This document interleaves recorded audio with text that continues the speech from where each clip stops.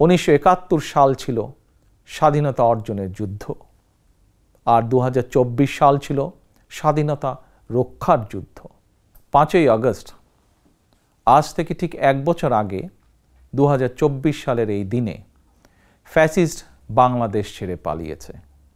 রাহমুক্ত হয়েছে বাংলাদেশ। স্বাধীনতা প্রিয়, গণতন্ত্র প্রিয় জনগণের জন্য দিনটি আনন্দের, দিনটি বিজয়ের। রাহমুক্ত বাংলাদেশের এই দিনটিকে অন্তর্বর্তীকালীন সরকার জুলাই গণ অভ্যুত্থান দিবস হিসেবে ঘোষণা করেছে। তাবেদার মুক্ত বাংলাদেশের জনগণ প্রতি বছর এই দিনটিকে স্বাধীনভাবে সানন্দে সরকারি ছুটির দিন হিসেবে উপভোগ করবে। স্বাধীনতা এবং গণতান্ত্রিক রাজনৈতিক অধিকার চর্চার নতুন অঙ্গীকারে উদ্বুদ্ধ হবে। গণতন্ত্রপ্রিয় ভাই ও বোনেরা, 21 শতকের এই বাংলাদেশে পলাতক স্বৈরাচার এক বিভীষিকার রাজত্ব কায়েম করেছিল। গুম, খুন, অপহরণ, হামলা, মামলা, নির্যাতন, নিপীড়নকে সাধারণ এবং স্বাভাবিক ঘটনায় রূপান্তর করেছিল। এই ফ্যাসিবাদের বিরুদ্ধে 1.5 দশকেরও বেশি সময় ধরে চলা আন্দোলনের সময় বিএনপি সহ ভিন্ন দল এবং মতের গণতন্ত্রের পক্ষের শক্তির লাখো কোটি নেতাকর্মীর জন্য দেশকে নরকে পরিণত করে রাখা হয়েছিল। শত শত মিথ্যে মামলার কারণে ভিন্ন দল এবং মতের লক্ষ লক্ষ নেতাকর্মী সমর্থকের ঘর বাড়ি ছাড়া করে দেওয়া হয়েছিল। অনেকের পারিবারিক বন্ধন ছিন্ন হয়ে গেছে। গণতন্ত্রকামী মানুষের কণ্ঠ রুদ্ধ করতে পলাতক স্বৈরাচারের নির্দেশে দেশে শত শত গোপন বন্দিখানা, আয়নাঘর বানানো হয়েছিল। সেই আয়নাঘরের অন্ধকার প্রকোষ্ঠে জলজন্ত মানুষকে দিনের পর দিন, রাতের পর রাত, বছরের পর বছর আটকে রাখা হতো।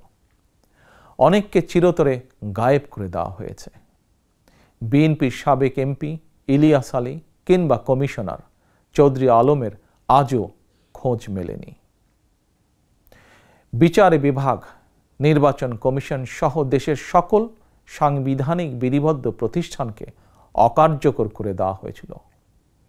সংবিধান উপেক্ষা করে মানুষের ভোটের অধিকার কেড়ে নিয়ে নির্বাচনী ব্যবস্থাকে প্রহসনে পরিণত করা হয়েছিল। দেশকে চিরতরে তাবেদার রাষ্ট্রে পরিণত করতে দেশের শিক্ষা ব্যবস্থাকে বিনষ্ট করার সকল আনুষ্ঠানিকতা প্রায় চূড়ান্ত হয়ে গিয়েছিল। বই খাতা কলমের পরিবর্তে রাজনীতির নামে শিক্ষার্থীদের হাতে তুলে দেওয়া হয়েছিল লগি, বৈঠা, হাতুড়ি বা চাপাতি। বিপর্যস্ত করে দেওয়া হয়েছিল দেশের অর্থনীতি।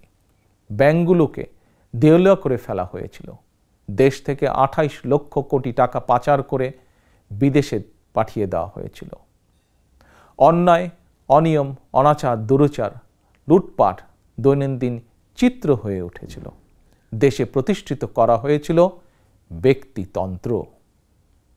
তবে শেষ রক্ষা হয়নি দেশের সকল শ্রেণী পেশার মানুষ, ছাত্র জনতা, কৃষক, শ্রমিক, রিক্সা চালক, মুঠে মজুর, গার্মেন্টস কর্মী, হোটেল রেস্তোরাঁ কর্মী, পরিবহন শ্রমিক, সাংবাদিক, বুদ্ধিজীবী, সংস্কৃতি কর্মী, গৃহবধূ, নারী, শিশু, এমনকি আমাদের মায়েরা সকলেই ঐক্যবদ্ধ হয়ে জুলাই আগস্টের গণ অভ্যুত্থানে রাজপথে নেমে এসেছিলেন। গণ অভ্যুত্থান দমনে হেলিকপ্টার থেকে গুলি করেও মানুষ হত্যা করা হয়েছিল। এমনকি কোলের শিশুটি পর্যন্ত রক্ষা পায়নি। শহীদ আবু সাইদ, ওয়াসিম, মুগ্ধ, আমাদের এইসব সাহসী সন্তানদের বুকে গুলি করে হত্যা করা হয়েছে। শুধুমাত্র 2024 সালের জুলাই আগস্টের গণ অভ্যুত্থানে 1,500-এরও বেশি মানুষ শহীদ হয়েছেন। ছাত্র জনতা, কৃষক, শ্রমিক, নারী, শিশু, বৃদ্ধ, সাংবাদিক, শ্রমজীবী, পেশাজীবী, ফ্যাসিস্টের গুলির নিশানা থেকে কাউকেই রেহাই দেওয়া হয়নি। এই অভ্যুত্থানে আহত হয়েছেন কমপক্ষে 30,000 মানুষ। হাত পা, শরীরের অঙ্গ প্রত্যঙ্গ হারিয়ে আমাদের শত শত সন্তান শত শত ভাই ও বোনেরা চিরতরে পঙ্গু হয়ে গিয়েছেন, কিংবা চোখ হারিয়ে আজীবনের মতন অন্ধ হয়ে গিয়েছেন বহু মানুষ। এজন্যই আমি বলি, 1971 সাল ছিল স্বাধীনতা অর্জনের যুদ্ধ, আর 2024 সাল ছিল স্বাধীনতা রক্ষার যুদ্ধ। 1971 সালে শহীদ মুক্তিযোদ্ধাদেরকে বাংলাদেশ ভোলেনি, 24-এর গণ অভ্যুত্থানে শহীদদেরকেও বাংলাদেশ ভুলবে না। 71 সাল থেকে আজ পর্যন্ত দেশ এবং জনগণের স্বাধীনতা অর্জন, স্বাধীনতা রক্ষা, স্বৈরাচার এবং ফ্যাসিবাদে বিরোধী আন্দোলন, গণতন্ত্র পুনঃপ্রতিষ্ঠার আন্দোলন, এভাবেই ইতিহাসের প্রতিটি বাঁকে বাঁকে লাখো মানুষ হয়েছেন শহীদ। আজকের এই দিনে আমি আবারও সকল শহীদদের অবদানকে শ্রদ্ধাভরে স্মরণ করছি। আহতদের দ্রুত আরোগ্য লাভের জন্য আল্লাহর দরবারে প্রার্থনা করছি।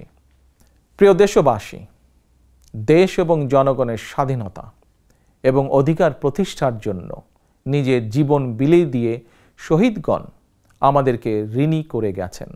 এবার শহীদদের প্রতি আমাদের ঋণ পরিশোধের পালা। শহীদ পরিবারের কাছে সমগ্র বাংলাদেশ ঋণী।